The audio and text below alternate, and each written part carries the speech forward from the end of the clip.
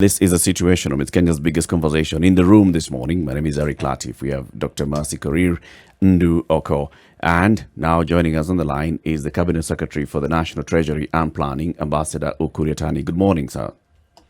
Morning. Thank you very much for joining us and for speaking to us. And we also know that you have quite a bit on your plate, especially now, working on the next financial budget, trying to balance what you have right now, working towards funding COVID-19 activities, and also looking at all the other things that are happening in the country. You still have a government to run. You still have now the other emergencies that are coming up, like floods and the rest. Have a lot to work on and a lot to juggle with, Ambassador.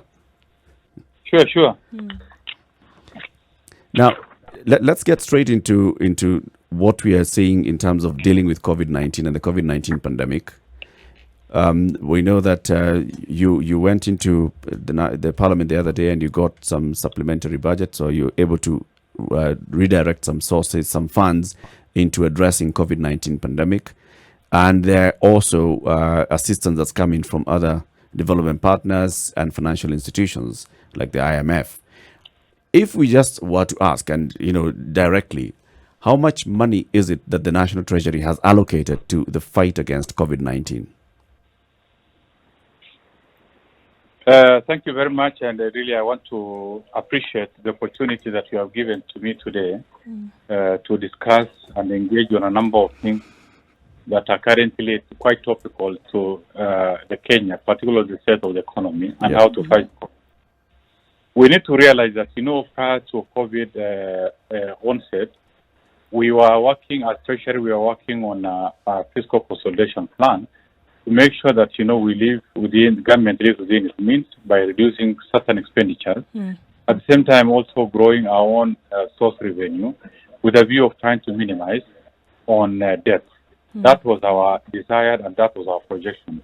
Then all of a sudden, we were hit by this pandemic that has actually completely not only taken Kenya off the track, but also the global.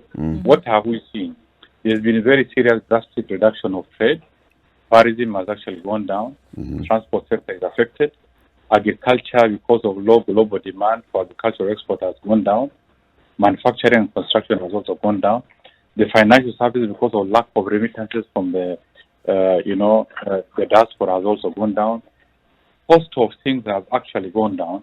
This has now made us to go back to the drawing board. So what have we done? We came up with a measure that, we said, number one, we save jobs, cushion the vulnerable segment as a result of, the shock and the pandemic, and making sure that there is sustained liquidity into the economy. So those are the, the parameters that we are working on. It's on that basis that we went to the National Assembly with a supplementary tool where we now came up with a host of measures, including, reduction of income tax. First, giving, anyone who earns 24,000 shillings and below are given 100% tax waiver. Number two, we also reduced all income tax from 30% to 25%. We reduced VAT from 16% to 14%. The net sum of all these will have foregone 172 billion Kenya shillings. We expect now the benefits of the VAT reduction and the benefits of the VAT, income tax on corporates, be passed to the consumers. So, meaning we have now more disposable income. We also put measures in place to settle most of the pending bills because they belong to the corporate, the private sector. The idea is just to enable the private sector to have that kind of liquidity, either, to continue engaging, sustaining their jobs, and even gets better, to expand their jobs. Additionally, also through central bank, we were able to reduce on the cash-based reserve and then the cash ratio reserve. The net sum of all these, that will be more money, will be the commercial bank for onward lending to the SMEs. So these are the areas that we are looking at. But we also realize that there are quite a number of Kenyans whose positions are quite precarious because they are not able to work. And as a result of this, they needed more social support. That's why we came up with a top-up of additional 10 billion Kenya shilling, which is in addition to the 30 billion annually that we administer for the elderly, for the severely disabled, and orphans. So the enhancement of liquidity into the economy, in as much as also as a result of reduction of those taxes, and all those measures will support. So the net, our first initial investment was a cash of 44 billion Kenyan shillings, in addition to close to 172 billion that we are foregoing in form of taxes. Yeah. So those are things that we've undertaken. But now additionally, we are also engaging a number of bilateral multilateral partners to see if they can give us support to fight this pandemic. Some of the supports are mainly to the health sector. Like in the first 2-3 weeks, we were able to convince World Bank, and we got 6 billion Kenyan shillings for supporting the health sector. And that substantially, that has what has been supporting the ministry, the purchase and distribution of the PPEs, the face masks, and all those other interventions. Coming up is also the isolation ward and support also the county. So these are areas that we are looking at. Ambassador, just to interrupt, has that money been disbursed yet from the World Bank? The 6 billion, is it available to the country? It was disbursed many weeks ago. Right. And so it's already been now put to use. It's already put to use, but additionally we are also getting support from a few other bilateral partners. But of importance, three days ago, we got $750 million, which is equivalent to about 78 billion Kenyan shillings from IMF. This is towards budget support. Yep. When you talk of budget support, it's activities that we are going to manage in delivery of services, but also cushion a number of, economic sectors. Yeah. So these are, we also waiting for additional support from World Bank, and through these, and based on also our own rationalization of budget, I'm confident that we'll be able to, stand against this pandemic and, stabilize our economy. At the same time, also continue giving the much needed support to our health institutions and also other ministries to manage and to mitigate against the adverse effects of this disease. Bonasias, allow me to take you back to the initial measures that were rolled out by the government. This is the payee, the income tax, the VAT, which many have said went to support the big businesses without any condition from the government that this must be passed on down to the economy or to their workers. Number two, when it was being discussed in Parliament, a number of MPs stood up and were wondering loudly, was it better to deny the government to collect the 172 billion shillings, or would it have been better to allow the government to collect the 172 billion shillings and then the government then disburses this money directly to the people as social support? Let me tell you, it's just a matter of perspectives. Because, the economy is such a complex way. You cannot address only one segment and expect results. What you do in one segment of the economy affects every other segment of the economy because they are interlinked. Almost, let me tell you, the reduction of tax of, the tax waiver on anyone who earns 24,000 shillings and below. The net sum of all this is the benefit does not go to that individual employee, but it goes to the economy because this person will have now more disposable income, will be buying, will be supporting the local economy, will be supporting those industries.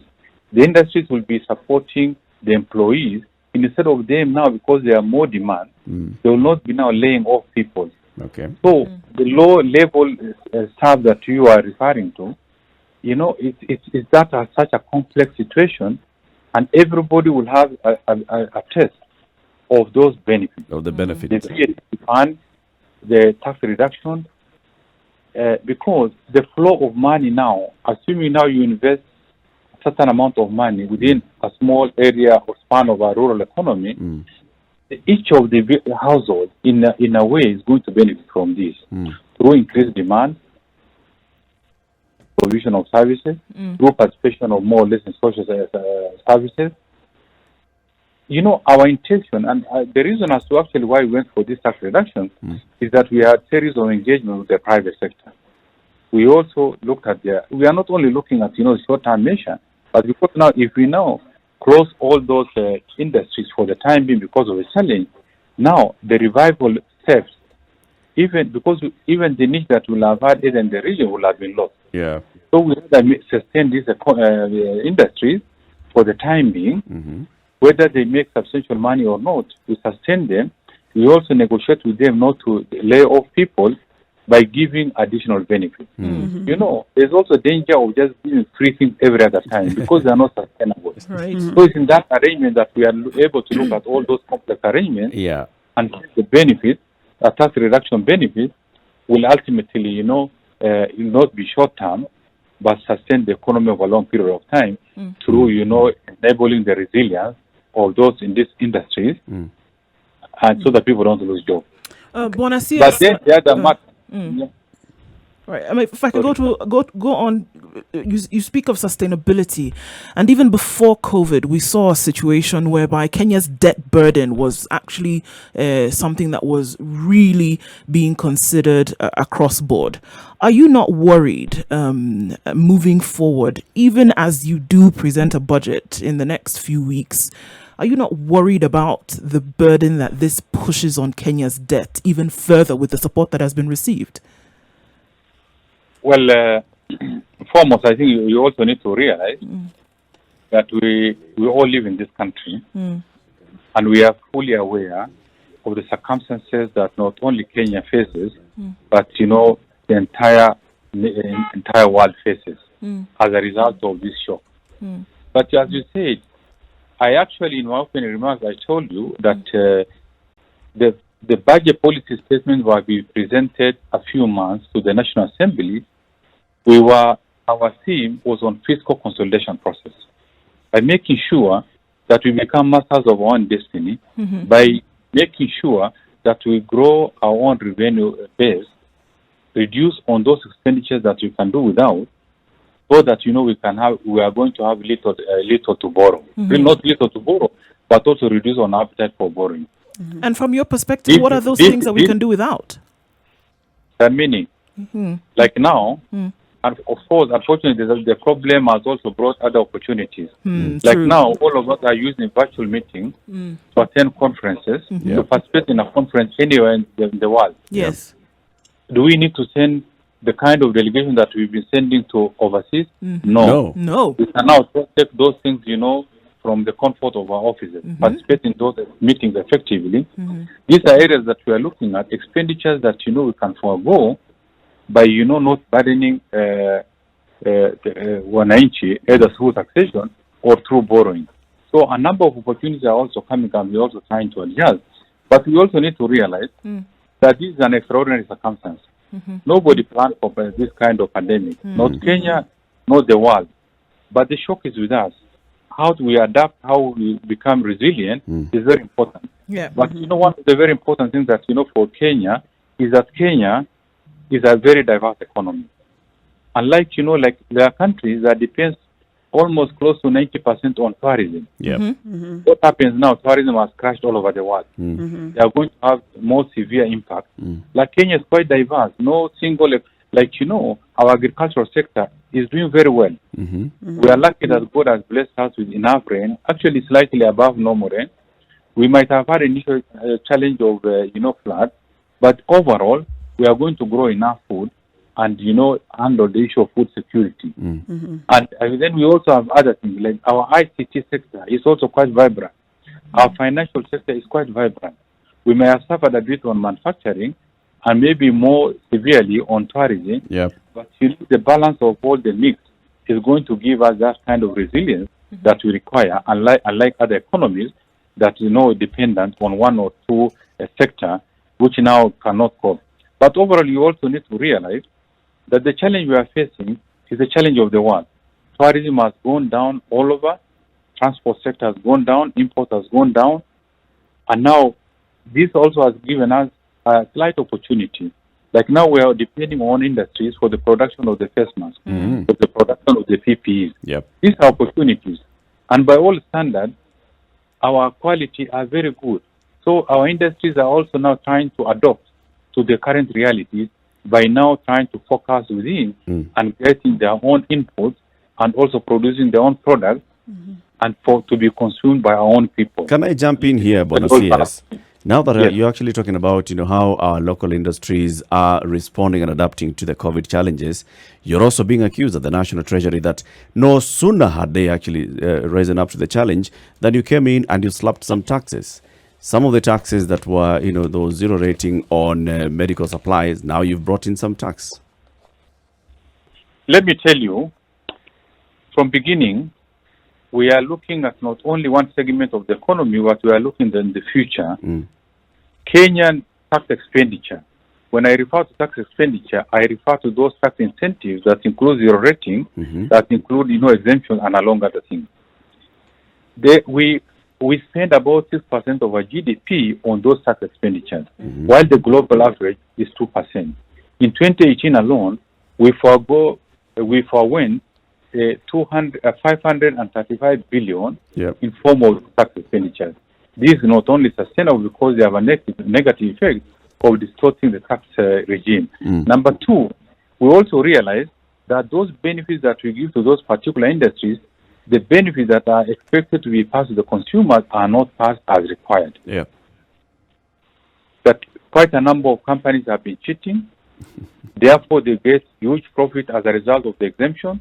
But the benefits are not passed over, to the intended consumer. So what we are now trying to do is that we are looking at trying to reduce on tax, areas that's going to affect everyone, including like income tax. A reduction of income tax will affect all of us, and we are going to get benefits, rather than only a very minor segment of the sector of the economy, where the benefits cannot be tracked. Even, the measures cannot be tracked. And a lot of this actually gets, more or less going to be a capital flight on our side. That, the benefits, you produce and make profit here, while, the net sum is now being taken away. That's why we want to, in the long term, we are looking at reducing on this, segment of tax expenditure, but, address the reduction at the longer term level. These are areas that we are looking at. Okay. So, talking of taxes, Bona Ambassador, Kenya got a loan from IMF, and the story that we are told is that one of the conditions is to relook at the tax cuts, the COVID tax cuts that Mwananchi was enjoying. How do you intend to navigate this so that at the end of the day, Wanjiko, Mora, and Chebet do not suffer? Farmers, we need to understand that, the global nation, Kenya is a member of IMF group, including World Bank. World Bank and IMF, Kenya is a member. And as a member, in a situation of distress, you are allowed to access a facility for, rapid, what we call the credit rapid facility. This is like, a grant where you do not pay any interest rate.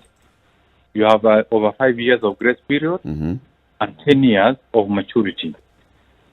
So in accessing this, in a situation of, emergency like the way we are going, we've accessed this facility, and I'm happy to know that, by the last 2 days, this money is already with us, and $750 million, equivalent of about 78 billion Kenyan shillings, for our own budget support. Of course, the destabilization in the economy and also the revenue stream has impacted negatively on the amount of revenue we have been raising, and also support to the social sector, particularly the health. So in view of this, now we have this budget support, and this is also going to stabilize our currency. And it's also going to continue supporting, if we are going to have further imports, at least we have foreign exchange that's going to support all this. In an ideal situation, we're already working with IMF to go to a program. The idea is just they are going to support us to make sure that, our expenditures are not only reasonable, but the policies that we've agreed jointly are implemented without necessarily actually subject to any discretion. So those long-term policy engagements, they are good. But, we're in a situation now, a situation that we never anticipated. We must support our economy.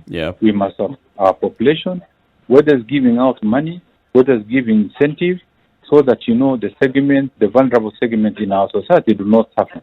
That's why we decided, in addition to the 30 billion Kenya shillings that we administer every year to support the vulnerable segments within our population, we've given additional 10 billion a few weeks ago. And now on weekly basis, we are transferring 1,000 shillings to those segments, to those vulnerable groups that have been identified. The next time of all this also not only going to support that vulnerable person, but also going to support the various informal economy, the rural economy, and it's going to support our industry. It's in those contexts that we are looking at. Of course, IMF, as a policy organ, international policy organ, will always tell us, we think this needs to be done. Yeah. It's up to us to take them on, or it's up to us now to adjust based on our own situation. Are you taking them on? The good ones, we are taking them on. And they are not necessarily bad, because they are making us more disciplined. They are making us more, truthful in whatever we are undertaking. And those policies are not made by them. If there are policies that, we've agreed and actually, they germinated in Treasury. But now we just want to ensure that we insulate ourselves and upgrade ourselves to international monetary policy standards. So those are things that we are looking at. But Bonasias, there's real fear among the population when they read the stories that you're receiving 78 billion shillings from the IMF. And the condition for that is that the people who had just gotten a reprieve of payee, those who had gotten a reprieve of VAT and income tax, that all is going to be reversed because IMF has come and said so. So is this going to happen or not? No. Let me tell you, there's really nothing like that. Unfortunately, the media and also some segment of leadership are engaged on information which is either half-truth or completely, not completely alive. Because we are facts here, you can cross-check with what we are doing. Yep.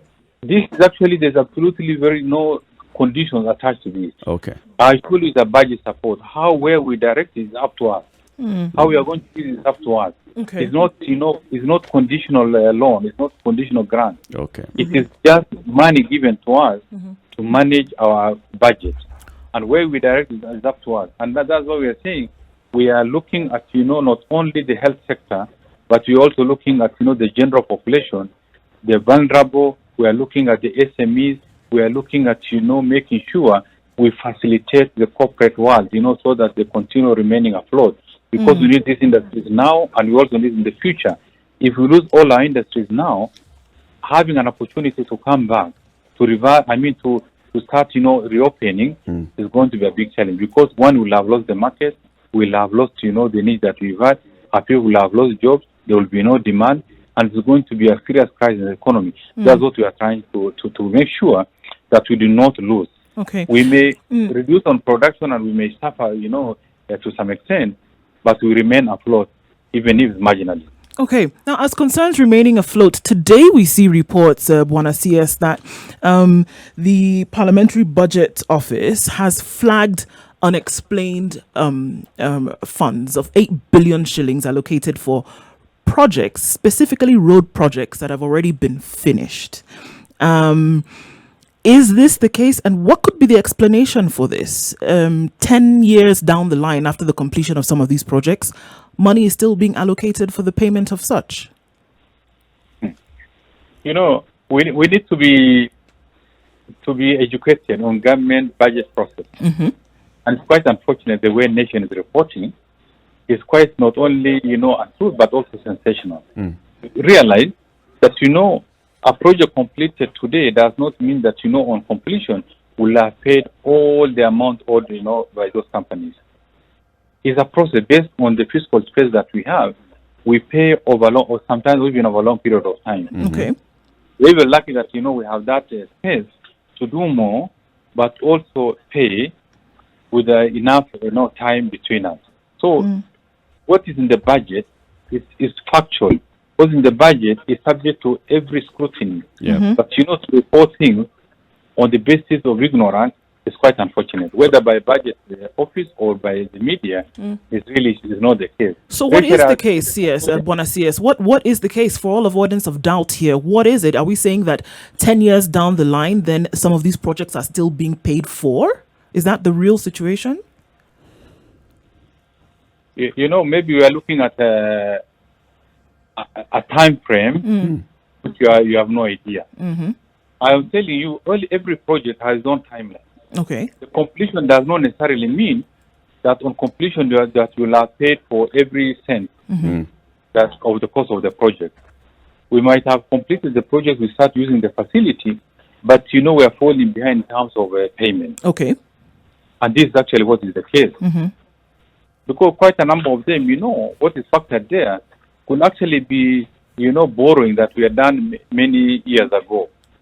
And the flow and disbursement of those resources are based on a framework of a budget that goes through the necessary process, not only Treasury, but then, subject to the budget committee and also the National Assembly.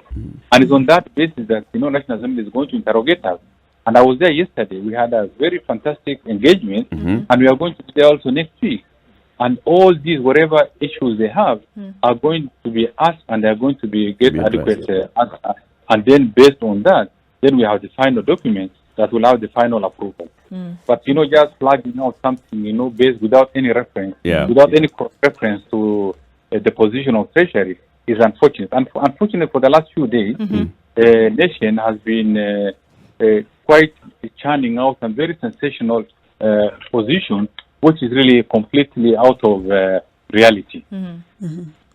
Bonacius, looking at that particular story of that particular issue of making these payments, if the project had been completed even 10 years ago, and seeing the situation that we are in as a country, is this the right time to do those payments? Is it that urgent, or is it that necessary, considering that we have other pressing issues? We have floods that we need to respond to. Here's the COVID-19 and all the effects that it has had on the economy. Is this a priority area? Well, let me tell you, is that the mechanics of budget making is quite complicated. We are not taking money from our basket and decide, whom to pay and whom not to pay. It's a complicated situation. There is a resource that we generate, the revenue that we regenerate locally. That is our own source. We have space and leeway to spend that money. But there are resources that comes from bilateral partners, either loans or grants, and the manner, and all of them have to be reflected through the budget. We cannot just come and give money to the government and the government send it wherever it wants. It has to have the force of law. It has to be appropriated. And Parliament is the National Assembly is the only organ mandated with the appropriation of budget. So that some of this money you are seeing are donor money. They are factored there to pay a particular project and over whatever period of time, and the money that's being paid trickles in a year. Okay. It can even be 10 years after the life of that project. Okay. That is actually why the situation we are even paying for some projects that were completed many years ago. Those are basically a development support budget, and that's how they're going to be paid. Talks between the central bank, the financial institutions, and of course the National Treasury have told, in one way of supporting the population during these COVID times is to look at who has loans with financial institutions, and they got into negotiation where if you have a loan with a financial institution, you can go and have a talk with the financial institution for that loan to be either deferred or whatever mechanism the banks put in place. This translated also into the Kenya government looking at who it owes money and going to talk to that person that we owe and asking them to give us some grace period for payment. Are you in talks with the people that we owe? I haven't understood that. Are you referring to our bilateral partners, or you are referring to the multilateral organization that we borrow from? Everybody that we let owe. Let me just put in perspective. Yes. I think I can handle both. Let me put in perspective. Number one, the Treasury and the Central Bank agreed to give our engagement with the commercial banks. Yep. The commercial bank also agreed to engage the individual, entities or the individual person who are borrowed from them, so that they can be given time to settle that amount. It can be given a breather. It can be 1 year. It will depend on the individual engagement between the bank and the borrower. Yep. Because you cannot say blankly and say, okay, we are going to push it by this without actually engaging. Because when you borrowed, it was a personal decision. It was a personal engagement. The agreement between the two of you is only based on the two of you. But now, because there is general acceptance that based on this, some maybe want for a breather for 2 months, some for 1 year, some for even more. Those are discretion that we left to them. And additionally, what we've done, I remember close to a month ago, I also gazetted that we gave, at holiday, the credit reference bureau. Yes. We suspended listing of any default Yep. by 1 year. So, and we also stopped because what has been a challenge is that the access to digital borrowing has been a big problem. Yeah. And most of them in the past, they have been referred to credit bureau to the extent that, many people, the number of defaulters have increased. Now we've suspended that. There will be no more listings on the same. This is one.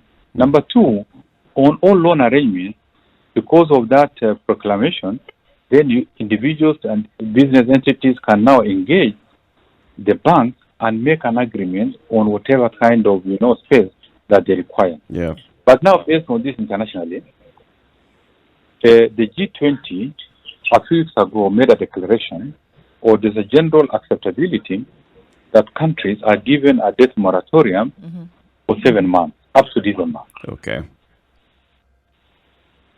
Okay. Yeah, and particularly the least developed countries, without any attachment, they are given a tax break. Yeah. But Kenya does not fall in that group. Kenya is a middle income, middle income country. Yeah. We have access to some, IDA money. We also, but the rest of the thing is that because we have the ability, we borrow commercially. Yeah. The danger of now accepting that moratorium, it came with conditions. That meaning we should not either borrow or we should not service. I generally borrow commercially. And already we are holding some commercial papers, including Eurobond, that we are servicing. Yeah. Going that route can be very dangerous for us because there is a fear of the cross default and it's going to impact negatively on us. So at the moment, we are not keen about embracing that or accepting that position. What have we done? We are now engaging the bilateral partners on one-to-one and engage, on if they can give us space on our fiscal, framework. Even if for a year or even more. And the engagement is going on very well.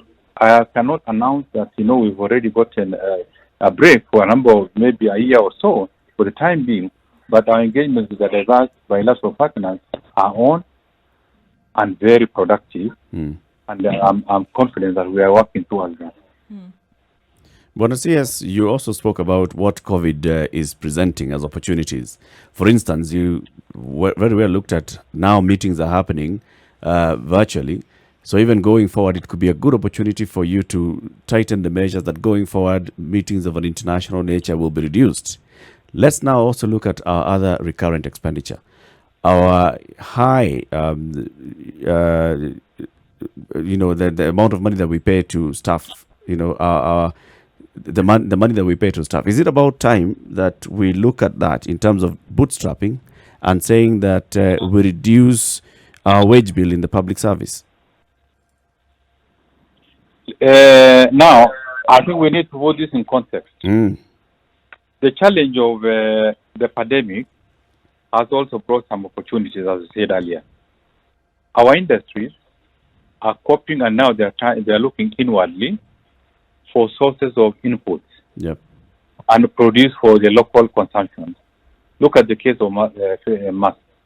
The EPZ that were actually in the past producing textiles for export have now taken advantage and producing masks for our own consumption. Therefore creating demand and therefore sustaining employment, even expanding the extent of now them employing more. look at, the factory in Kitui. The fact that Kitui is a rural county, and production of the mask and all those facilities at that level is going to support the local economy of, Kitui County. Yep. And it's going to create demand at all levels. Mm-hmm. And we have this for NYS. We have a number of these that, are coming up, and they're becoming quite robust. Yeah. And they're coming actually even thinking of expansion plan, not only in this country, even beyond. We've seen a number of countries coming even to look at, our production process. And some of those bilateral partners who are producing more for the region are now using Kenyan products and taking to the neighboring countries. This is good. Mm-hmm. And this also is something that needs to be explored. Mm-hmm. I told you earlier that, the virtual meeting that we have not fully embraced in the past is now giving an opportunity for a drastic cut on foreign expenditure. The travel of somebody now going to a plane, spend so much money, spend a lot of money in the hotel, use per diem, carry away hard currency from here, go to a meeting to, let's say, US for 2 days and come back, will actually be unnecessary. Yeah. Because you can actually effectively participate in the conference facility from the comfort of, your office. Yeah. This is opportunity. But, the idea of reducing now salaries needs to be looked at in context. You are not only looking at the reduction of salary, but what that salary does to the economy. Mm-hmm. That salary is going to be spent here in Kenya. It's going to support the agricultural sector. You are going to buy food. You are going to buy textiles. Yep. You are going to buy all diverse products. You are going to buy, supporting by buying, products at that level. You are employing those people. You are supporting the farmers. You are supporting the chain. The chain of production, from the farming to the supermarket. Many people will have had access to this along the way and will have been impacted positively along the way. Mm-hmm. So I think we need to look at in the context that high salaries are not necessarily bad. But, it has to be done in context of the social infrastructure. So but between the balance, we want to make sure that, we are not only looking at high salary, but what the salary can do, but what they can and facilitate other expenditures that's going to support the corporate sector. Mm-hmm. Talking of salaries, Bwana CS, we have healthcare workers. These are all healthcare workers apart from doctors who have threatened a strike beginning Monday. And here, one of the things they cited was that, nurses, clinical officers alike deserve 20,000 that was proposed for doctors. And SRC had said they had proposed this subject to availability of funds. So one, are these funds available for these healthcare workers for that allowance? And two, how are the talks so far to avert this medical strike? Because the CAS Health, Dr. Mwangangi, yesterday said government is aware and is in talks with the healthcare workers. And obviously, your ministry has to be in the middle of these particular talks. Let me assure you that, foremost, I want to congratulate the health workers on being the front line of the fight against this disease, for supporting the sick and those who are in need of support care. This is something that needs to be appreciated by all of us because we don't live in a different planet. This is real. They expose their lives. They do, a patriotic duty. Mm-hmm. And I will really be from Treasury. It will be really insensitive of us not to address, this reality. And as a result of this, the normal process had already been facilitated. We are going to support the health sector and going to fund the approved amount by SRC. We are already working actually just on the dynamics on how this is going to be facilitated and at what time. But we are going to facilitate this. Mm-hmm. But the contention here is that, these other cadres deserve the same amount as the doctors. So they are basically saying, we don't want your 15,000 or 10,000. We want the 20,000. We actually need to look at, Rome was not built in a day. They rather accept whatever they have been offered, which is not still a difference. Because let's say a doctor and the cleaner or whichever, whatever capacity you work in the hospital, we have different contribution. A doctor has taken a lot of time. Of course, the salary is already higher, and therefore your responsibility is much higher. And getting, giving everybody the same amount of money just because they work, it might not be realistic. But SRC as a legal body mandated with the issue of determining the salary and remuneration of the public service has pronounced itself on it. For the time being, we are going to implement that. If there's going to be adjustment on the same, I think engagement needs to be encouraged with SRC and the health workers. Let them engage. Our role is just for the issue of finance. And anybody now who thinks of paralyzing services at this stage, where every population is looking into them, I don't think that will be really fair. Okay. It was that if Treasury has refused to provide money, that is one thing. But now Treasury has accepted to provide that resource. So what is the contention? If the contention of the amount, which significantly not even much different. You're having 15 and you're having 20, you rather accept the 15 and negotiate, for the extra. Later on. And we are not really necessarily disagreeing, but we are saying let SRC address it. Okay.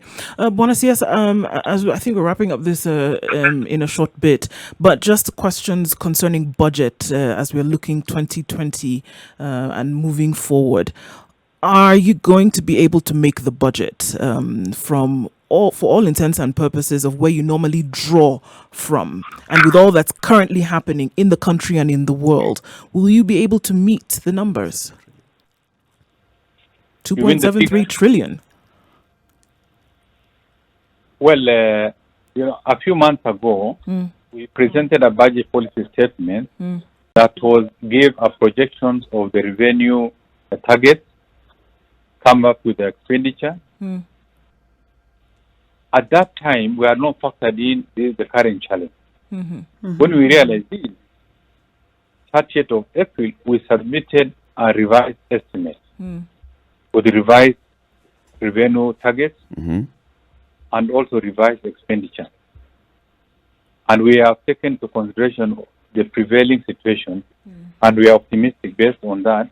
We are going to strike our both revenue, but also manage the reduced expenditure by also going, because we have also postponed some of the development projects to address, the current reality. Yeah. Ambassador Ukur Yatani, Cabinet Secretary for the National Treasury and Planning, thank you very much for speaking to us today. Thank you very much, and it's a pleasure engaging you, and we look forward to another round of, if you do require any further clarification, we'll be available. We will be reaching out. Definitely. Thank you very much. Thank you. Thank you very much. Asante, and have a good day. Thank you. Candid conversation there, where he says, well, I'm willing to engage, I'm willing to listen to what you're asking. It comes out that these guys at the National Treasury know something that the rest of us don't know. Yeah. And it's what they know is quite complex. And I think they need time to educate us, to bring us at least to some level of understanding. If everything will be told, you need to understand budget making. You need to understand the budget making process. Make it understandable then for the people of Kenya for whom it affects the most. He said it's a complex process. Indeed it is. It is, and I'm but sure. listening to him and listening to the argument that he puts across, you're like, okay. You can make it understandable. I for see people. what you mean. I think there's a very big opportunity for the National Treasury to actually start engaging a lot more on educating people, especially what the thinking of the National Treasury is. But it's a very good opportunity to have to speak to him, and we appreciate having reached out to him and him agreeing to speak to us.